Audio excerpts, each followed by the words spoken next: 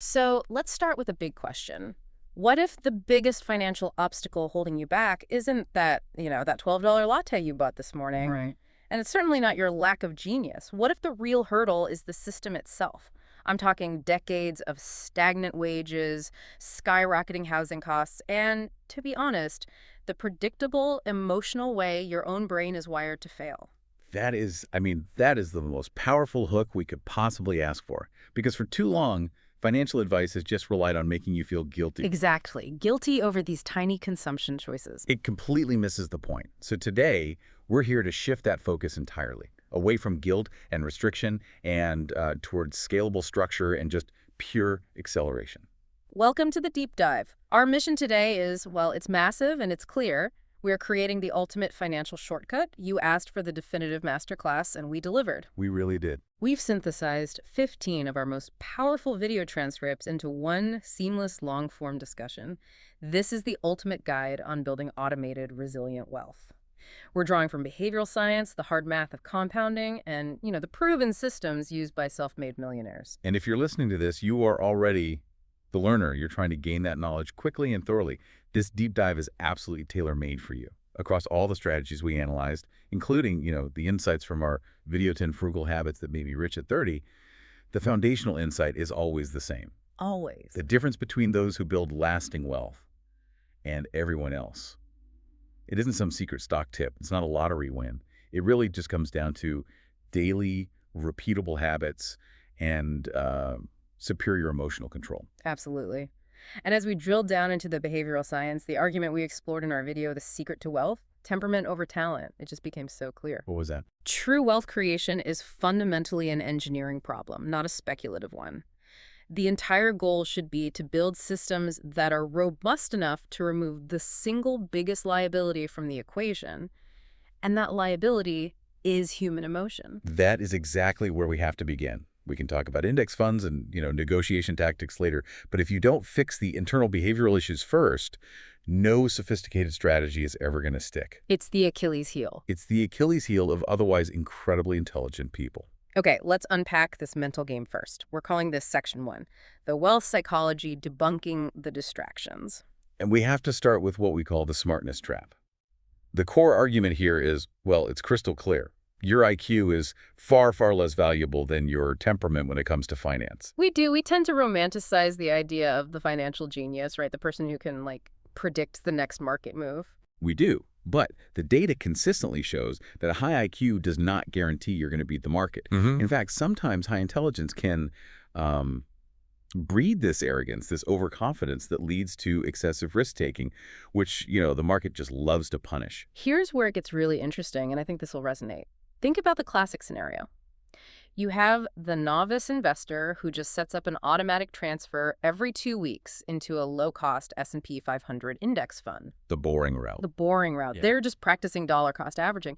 And that person so often systematically outperforms the seasoned professional who's actively trading, paying high fees, and letting their overconfidence lead them to take these concentrated, totally unnecessary risks. Yeah, because investing is fundamentally a game of patience and endurance, not expertise or some complex model. So why is that? Why does simple beat complex so often? It's because investor psychology is profoundly emotional.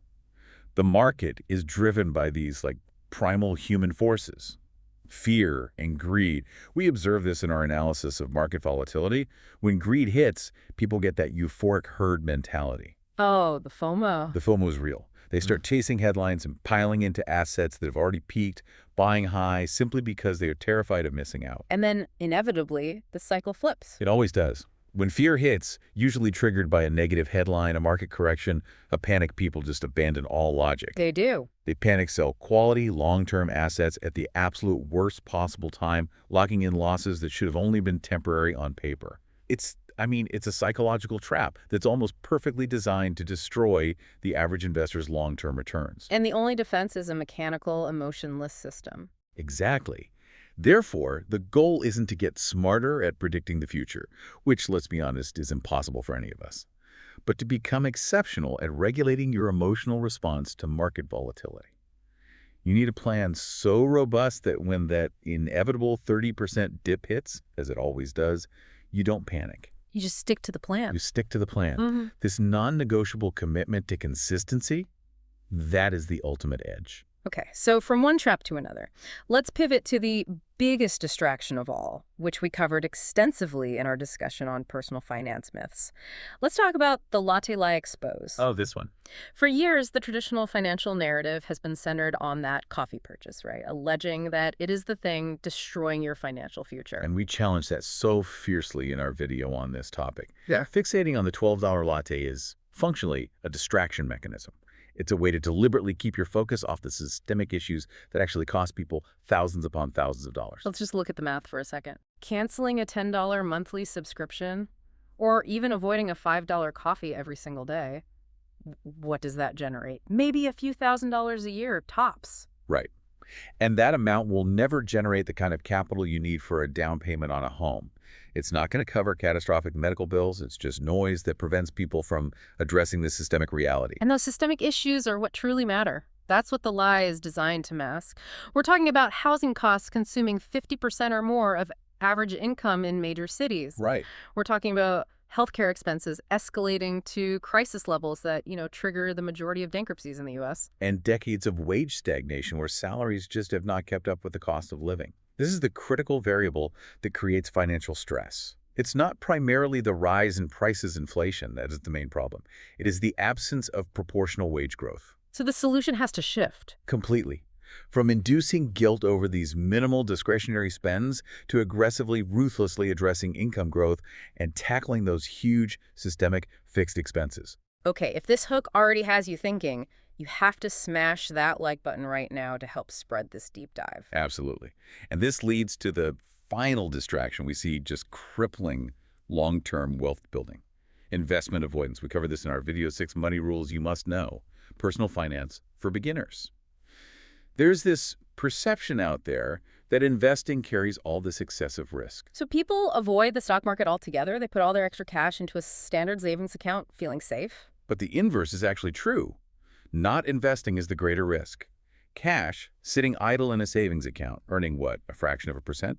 It is losing purchasing power every single day due to inflation. You're guaranteed to lose money. You are guaranteeing a loss. If inflation is running at 3% and your savings account earns 0.5%, you are guaranteed to lose 2.5% of your wealth annually. Yeah. You're guaranteeing shrinkage. The compounding mechanism, which we're going to explore, it is the primary engine for building substantial generational wealth.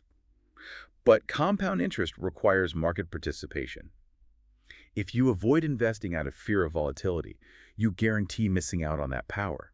You guarantee the slow, silent erosion of your wealth. Okay, so if the latte lie is just noise, and the focus needs to be on maximizing income and getting into the market, what is the fastest way to aggressively address that income growth? Let's do it. Let's move right into section 2, the acceleration lever relentless income growth. This is where we pour the high-octane fuel into your wealth engine. This is the pivot point, as we detailed in our video salary negotiation. The fastest wealth lever. People spend an exhausting amount of energy trying to optimize their investment returns. Right, trying to get 10% instead of 8%. Exactly. But the single biggest lever for wealth creation is not found in the market. Yeah. It is found in relentlessly increasing your primary income. Let's break down the math again, because this is where the difference becomes, it's staggering. It's critical to understand. It really is. There's a hard, unyielding limit to how much you can cut expenses. You can only save so much before you hit the floor. You cannot save 110% of your income. But there's virtually no ceiling on income growth. Virtually no ceiling. Yeah. If you can grow your career income by, say, $1,000 a month through skills, negotiation, a side business, you've just increased your annual deployment capital by $12,000. That accelerates your compounding dramatically, faster than you could ever achieve by chasing tiny fractional returns in the market. You're controlling the numerator in the equation. You're increasing the amount of capital you have to deploy. And every dollar you invest early benefits from a longer compounding period. Yeah. So the focus has to be on sharpening those high-lever, in-demand skills, making yourself truly indispensable in the marketplace. So what are those skills? The analysis we performed across high compensation roles highlighted 4 skill areas that are universally required for senior roles and high pay. Okay, what are they? Coding or high-level technical skills, data analysis, the ability to actually derive insight leadership, and perhaps most critically, communication. Coding and data analysis, those are the foundational engines. They translate directly into measurable efficiency and insight for any company. But communication, that's the multiplier. Explain that. The multiplier. Well, being technically brilliant is capped if you cannot clearly articulate your value, or present your findings to executives in a compelling story, or, crucially, negotiate your salary effectively. Effective communication is the vehicle that drives the monetization of all your other skills. That brings us to operationalizing indispensability. It's not just about spending a weekend taking some online course. No, it's about being ruthlessly proactive in applying that knowledge. The strategy demands that you must actively seek out the high visibility, high pain point problems within your organization, and you volunteer to solve them, even if they aren't technically in your job description. So you become the person whose absence would cause genuine operational damage. Exactly. For instance, if the company is losing 10 hours a week in wasted time because of some broken internal process, you are the one who designs and implements the fix. That visibility and that demonstrated ability to deliver measurable value, that is your source of leverage. And once you have that leverage and that indispensability, that's when you deploy what we identified as the most powerful financial move most people are too scared to make. Which is strategic salary negotiations. Strategic salary negotiation. The data we reviewed in our video salary negotiation, the fastest wealth lever, emphasize this over and over. A single successfully negotiated raise, say $10,000, is worth significantly more over a lifetime than years of careful stock picking. Once you factor in compounding and future percentage-based raises, absolutely. It is an immediate and massive injection into your compounding engine that pays dividends literally forever. But, and this is a big but, the negotiation cannot be based on emotion, not on how long you've been there or on need. It has to be based purely on objective data. You must do your homework first. That means spending serious, deliberate time gathering market rate benchmarks, using industry salary reports, consulting firm data, public disclosures, before you ever walk into that room. You walk in with facts, not feelings. Right. And you structure the pitch not around, I deserve this, but around the specific value you delivered. You quantify it. Give me an example. I saved the company $80,000 last quarter. I generated $150,000 in new revenue through this initiative. I stabilized these three critical processes. This shifts the whole conversation from a request for more money to a demonstration that the market dictates you are currently undervalued based on the measurable value you deliver. It is arguably the single fastest way to increase your investing power, period. And once that primary income stream is accelerated, we pivot immediately to building structural resilience. Because relying solely on one W-2 paycheck creates a significant fragility. If that primary job vanishes due to downsizing or, economic shifts, the entire system we're building is under threat. This is why the statistics are so telling. As we discussed in depth in our video 3 income streams, build resilience and freedom. 70% of self-made millionaires have at least 3 distinct sources of income. And that absolutely does not mean 3 full-time jobs. No, not at all. It means a diversified portfolio of income streams designed to withstand shocks. We categorize these streams into 3 essential types, and this is crucial for you, our listener, to distinguish. First, passive income. The dream. The dream. This includes things like dividends from index funds, interest from savings or bonds, or rent from physical or digital property like royalties. It's money that genuinely works while you sleep. Minimal active time input once the system is established. Yeah. Second, active side hustle income. This is based on monetizing your existing high-level skills, weekend consulting, freelance work, selling a digital course on something you're already an expert in. But it requires linear time input, meaning if you stop working, the income stops. But it's great for immediate high-margin cash flow to boost that build account. And the third, the holy grail, is leveraged income. This might include royalties from a book, profits from a scalable business where you hire other people to do the time-consuming tasks. Or large-scale digital product sales, like a software-as-a-service product that scales without your direct linear time input. The revenue is leveraged against a system or other people's time, not just your own. The overarching goal here is not just maximizing cash flow. It's building genuine resilience, so if that primary job vanishes, you have 2 other safety nets, one active, one passive, to sustain your system while you regroup. And the key here isn't perfection, it's speed. The actionable challenge we threw out was, list 3 side income ideas right now. Pick the easiest one, the one with the lowest barrier to entry, and launch it within the next 7 days. 7 days is aggressive, but it's intentional. Launching quickly forces you to stop that perfectionistic tendency of overplanning. You get immediate market feedback on whether the service is needed or the product is desirable, which is infinitely more valuable than spending 6 months refining some flawless business plan that never actually gets tested. Speed beats size, especially in that entrepreneurial starting phase. Absolutely. If this breakdown of income streams and the 7-day challenge is blowing your mind, drop a comment below right now with your biggest takeaway or the side hustle idea you're launching this week. We want to see your plans. And that rapid income growth brings us straight to the silent wealth killer that threatens to undermine all this hard work. Lifestyle inflation. Lifestyle inflation. The golden handcuffs, as we detailed in our video, Lifestyle Inflation, 6 figures, but still broke. Yeah. You get the raise, that crucial $15,000 bump we just negotiated, and immediately your baseline expense level just creeps up. You upgrade the car, you move to the slightly larger, more expensive apartment, and suddenly you're earning 6 figures, but you feel just as paycheck to paycheck as you did before. It is the invisible drain that keeps otherwise high earners trapped in a cycle of dependency on their current salary. The antidote is simple, but it requires immense discipline. Keep your baseline expenses flat while your income rises. If you receive a raise or a bonus, you must ensure that 80 to 100% of that new money is immediately redirected into your build account, not into consumption. By maintaining that flat expense base, the one that worked for you before the raise, every single income increase effectively doubles or triples your investment firepower. Right. It ensures those new dollars are working for your future freedom, accelerating your timeline instead of just disappearing into unnecessary consumption or servicing larger debt payments. That combination relentless income growth paired with ruthless expense stability is the pure acceleration formula. It is. So now that we have the mindset right and the income engine running, we need the structure to manage it all. Which brings us to Section 3, the system of freedom implementing the anti-budget. And we need the system because, as our video, the Only Money System You'll Need highlights, traditional, restrictive budgeting tracking every single penny you spend fails a scientifically proven 92% of the time. 92%. Just think about that failure rate for a second. It's astounding. It's a catastrophic failure rate, and it's a direct reflection of its flawed premise. Absolutely. Traditional budgeting is based on restriction and constant willpower. As behavioral science shows us, restriction triggers a powerful psychological rebellion. It's like a crash diet that leads to binge eating. Your brain eventually just rebels against the constant no. And it's compounded by decision fatigue.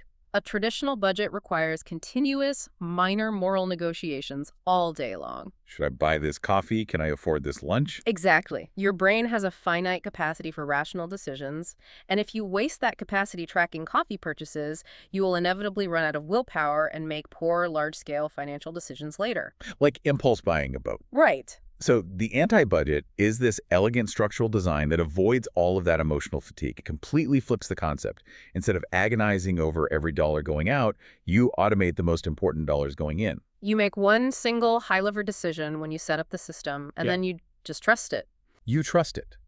The goal is to eliminate the need for daily, exhausting willpower. Let's dive deep into the specific architecture which we introduced in the anti-budget. Build wealth with 3 simple accounts. This is the 3-account system. And the order of funding is absolutely 100% non-negotiable. So, account 1, the build account. This is your wealth creation vehicle. And the transfer to this account must be the very first thing that happens when your paycheck lands. It's automated, it's non-negotiable, and it occurs before rent, bills, or groceries. You are literally prioritizing your future self and your freedom first. The starting percentage can be flexible, maybe 10% if you're new to this, but the ultimate target should be pushed aggressively toward 20% or even 30% of your gross income. Especially after those successful salary negotiations we just talked about. Exactly. This is the number that really activates aggressive compounding. And the destination for this money is the most technical part. It cannot sit idle in a standard savings account. We already discussed why. Inflation will just silently erode its value. It needs to flow immediately into growth vehicles. We advocate heavily for low-cost, broadly diversified index funds, like total market trackers or S&P 500 trackers. These give you market returns with minimal effort and expense. And here's that brilliant psychological trick related to the build account that I love. Ah, yes. Placing it at a different financial institution than your checking account. Why is that so important? This is what we call structural friction. It's designed to protect you from yourself. If accessing that money requires a multi-step transfer process, a slight inconvenience, it provides a vital cooling-off period for those moments of impulse spending. It reinforces the idea that this money is off limits for consumption. By making it inconvenient to fail, you significantly increase the probability that you will succeed in the long run. Okay, after the build account is funded, we move to account 2, the bills account. This is the container for all your fixed monthly expenses. You do a one-time calculation, rent, mortgage, utilities, insurance, subscriptions, and that exact total amount gets auto-transferred immediately after the bill account. This completely eliminates the mental labor of managing fixed payments. They're covered. The money is isolated. The infrastructure is just running silently in the background of your life, removing that monthly anxiety. And once those first two are funded, the non-negotiable future and the necessary present, the remainder goes into account 3, the spend account, This is the true magic of the anti-budget. the guilt-free money. Yes. Since all the important work, the building and the paying of fixed debts, has already been done automatically, whatever is left in that spend account is truly disposable. No tracking, no negotiation, no guilt. And this shifts the mindset from scarcity to abundance. It really does. Most people are surprised to find themselves making fewer impulse purchases because that constant internal financial anxiety is simply gone. I agree that systems beat willpower, but for a new listener, doesn't telling them to immediately save 30% feel completely overwhelming? How do we address that real emotional resistance to carving out that much capital right away? That is a critical point. And the key is starting small to build the habit and recognizing that the first 30 days are the hardest. The anti-budget works because it focuses the pain. If the spend account runs dry, you are forced to address the highest leverage expense first, your fixed costs. So it points you to the real problem. Exactly. It's psychologically easier to cut one non-essential subscription once than to perpetually negotiate a $5 purchase every single day. The system tells you where the real problem lies, and it's usually your fixed expenses, not your discretionary ones. Let's walk through the implementation steps right now. If you're listening and you're ready to set this up, step 1 is calculate and allocate. Determine your initial realistic percentages, say 15% build, 55% bills, 30% spend. Step 2, set up automation. Log in your bank platform right now and schedule those transfers for paycheck day. 15% to the index fund, 55% to the bills account immediately. This should take you 10 minutes maximum. But it is the single most powerful 10 minutes you will spend on your finances this year. And step 3 is crucial, the 30-day monitoring period. Live with this system for a month. If the spend account runs out too fast, the primary recommendation is to focus aggressively on cutting those fixed expenses first. Do that high-leverage expense audit we discussed in our video on frugal habits. And if too much is left over, Increase the build percentage. It's a dynamic self-correcting system. The initial anxiety of not tracking daily spending will be real because you're breaking decades of conditioning. But if you stick with it, after 6 months, you will see the system deliver more success than 2 years of trying to manage your finances through daily willpower. systems always beat negotiation. Always. We have the capital and we have the rails to run on. Now we shift focus to section 4, the investment architecture, boring wins, and compounding. We need to revisit the power of compounding, which we talked about in our video on building automated systems for financial freedom. The growth is painfully slow in the early years. It's often called the grind. But it is absolutely exponential later. By year 15, for most long-term investors, the interest you are earning on the interest starts to eclipse your actual monthly contributions. That inflection point, it is pure magic. And the power of patience is best illustrated by the behavioral challenge inherent in long-term holding. Think about that Amazon example we analyzed. Shares were, what, $18 in 1997? Right, and if you were a long-term believer and held, you would be incredibly wealthy today. But think about the behavioral temptation. To sell at $20 just to lock in a tiny profit. Or, far worse, to panic sell at $10 during the dot-com crash in the early 2000s or the 2008 financial crisis. The behavioral temptation to sell out of fear is immense. Most investors simply cannot hold through that volatility. They sell for minor profits or out of sheer terror, and they miss out on decades of exponential growth. The critical lesson here is that the market is basically designed to reward patience and punish impulsivity. And that is precisely why we recommend dollar-cost averaging, or DCA, consistently investing a fixed amount on a fixed schedule, regardless of what the price is doing. By automating the transfer and the purchase, you are systematically fighting that urge to time the market. You're making the decision completely automatic and habitual. It is a mechanical inoculation against your own fear and greed. And that philosophy leads us directly to ignoring the hype. In our video, Forget AI and Crypto, the 2026 Wealth System, we discussed extensively that the real wealth system is, well, it's boring, simple, and consistent. Hype cycles, whether it was the dot-com bubble in 2000, the housing crisis in 2008, crypto in 2021, or whatever the next big thing is, maybe AI in 2026, they all follow the exact same pattern.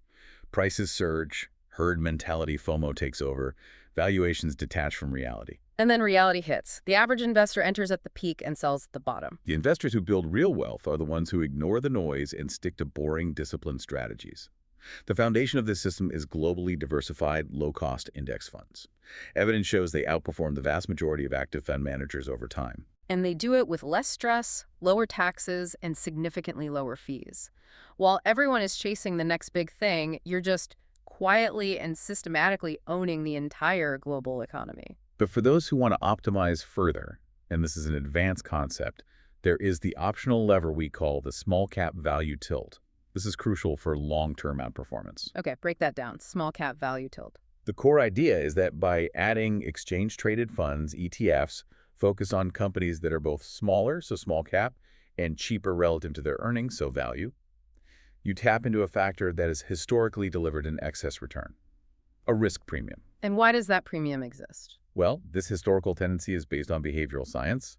These stocks are often overlooked by big institutions. They carry more volatility, so investors demand a higher long-term return for holding them.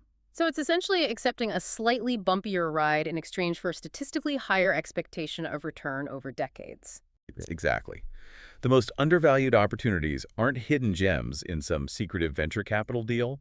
They're often entire public categories of companies, like small cap value, that most investors never touch, even though the evidence is right there in front of them. Cycles always flip back to favor this value factor. Always. Now let's talk about generating passive income via dividends, which we covered extensively in our video Dividend Investing Explained. A dividend is simply a thank you check from a company for owning their stock. It's a distribution of earnings. And crucially, you don't have to sell your shares to get paid. You keep the stock, it grows in value, hopefully, and you still collect cash flow into your build account. And here's where the math gets exponential, the snowball effect. If you reinvest those dividends through a DRP, a dividend reinvestment plan, that money automatically buys more shares.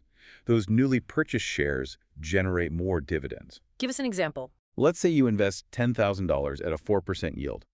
Reinvested consistently, that can snowball into tens of thousands of dollars in pure passive income over 20 years, without you adding a single extra dollar of your own earned income. So, to choose dividend stocks wisely, the focus should be on dividend growth stocks, companies like Johnson & Johnson or Coca-Cola that raise their dividends year after year, outpacing inflation. Or dividend ETFs for instant diversification across hundreds of stable payers. We caution against the high-yield trap.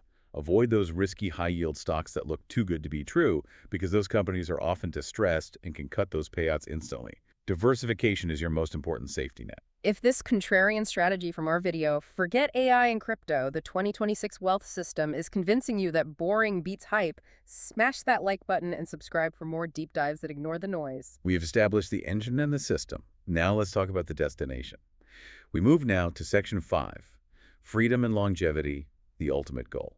This is where we introduce the concept of FIRE, financial independence, retire early, which we detailed in our video, How to Quit Work and Live Free.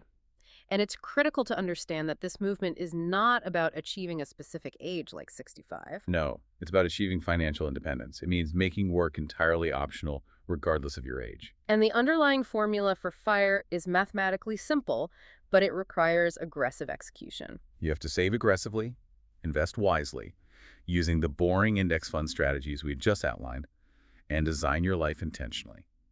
While most people save the conventional 5 to 10% of their income, FIRE adherents are aiming for 50% or more. The math is just undeniable. The more you save, the faster you achieve that critical crossing point where your passive income exceeds your expenses. You could potentially retire in your 40s instead of your 60s. And there are multiple flavors of FIRE, which make it appealing across different income levels and lifestyles.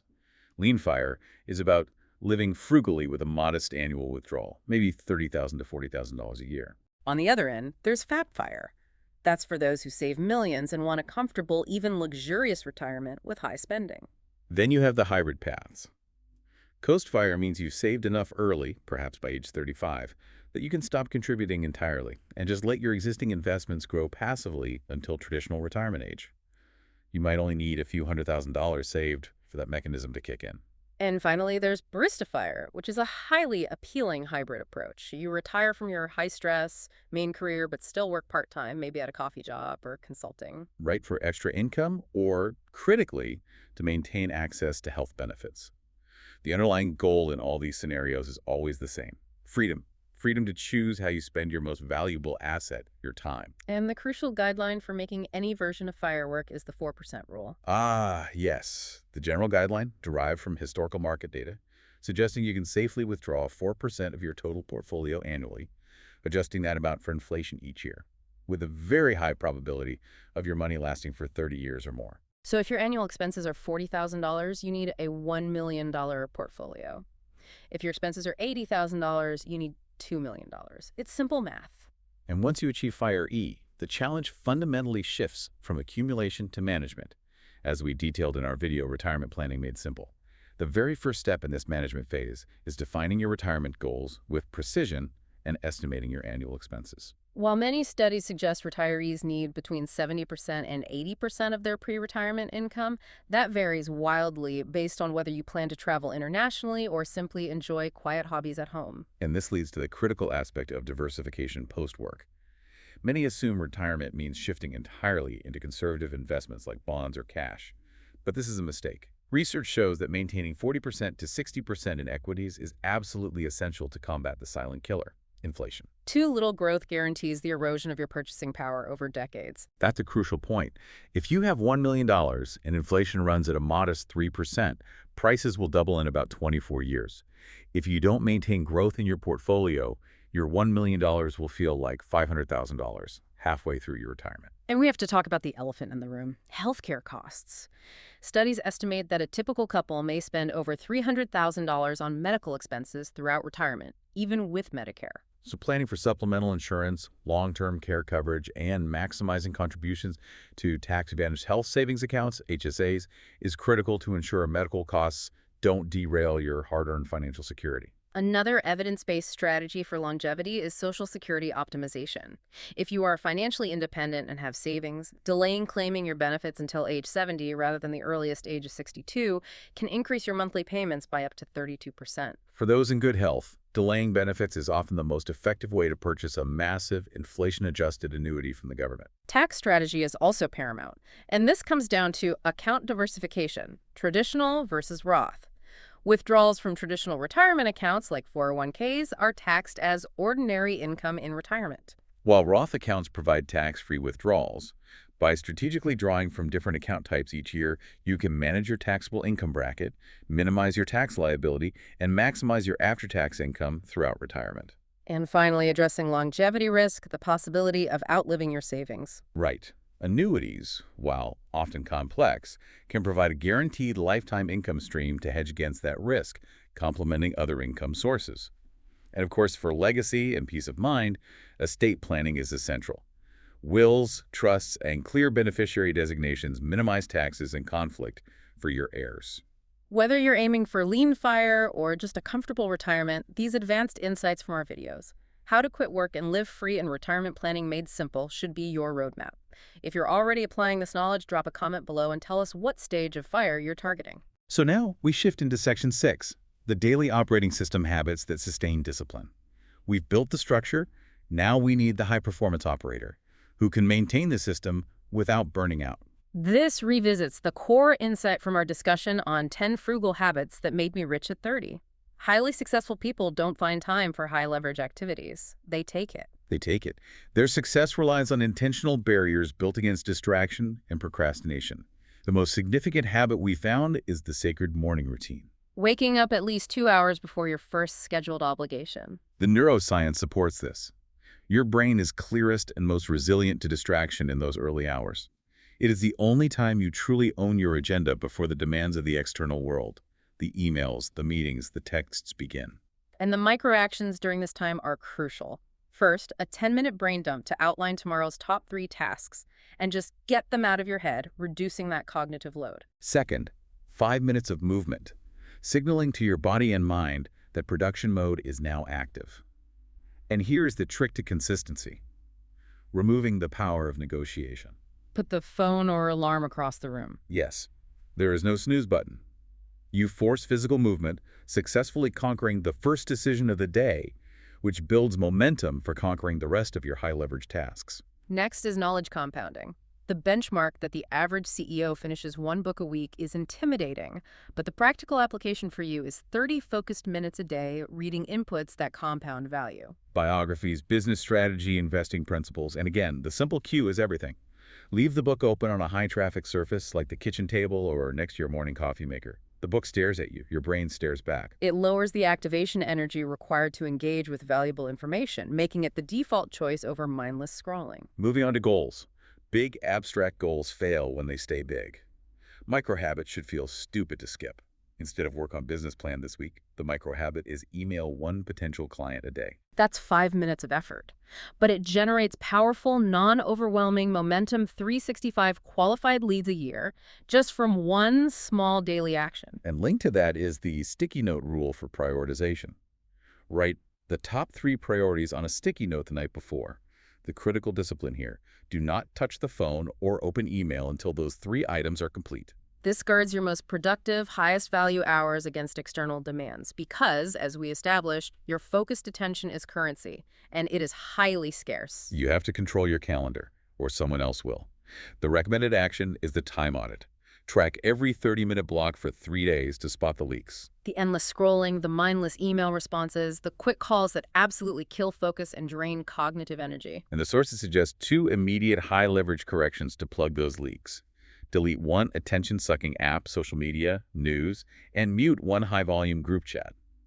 These specific actions reclaim your attention and dramatically reduce the drag of context switching. That tax your brain pays every time you switch tasks. It's a massive productivity killer. Next, high-value networking. One conversation with the right mentor who has already solved the problem you are facing can skip you 5 years of painful, expensive trial and error. That speed advantage is priceless. But networking has to be low friction for the person you're contacting. Absolutely. Find one admired person online and send a hyper-focused 50-word message containing genuine gratitude for their work, professional curiosity, and one specific, easy-to-answer question. No pitch, low friction. Repeat this monthly to build genuine relationships based on respect, not need.